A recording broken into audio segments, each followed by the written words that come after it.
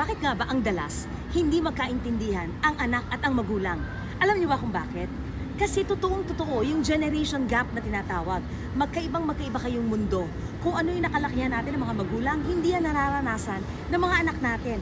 And yet, yung demands natin, yung expectations natin, ang taas-taas. Samantalang yung mga anak natin, hindi naman makarelate sa kung ano ang gusto natin.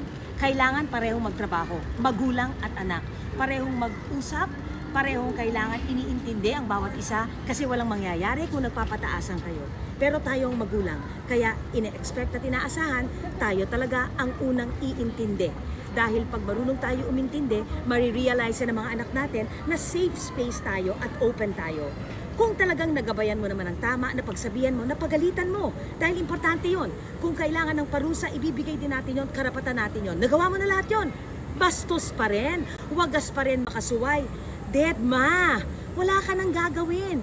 Hanggang dun ka lang eh. Alam niyo ba, ang batang bastos at hindi sumusunod sa magulang, nagigilty rin yan. Marirealize din niya yan. Pero para makipag-gitgitan ka at makipag-away ka, walang mangyayari sa inyo. Think about that.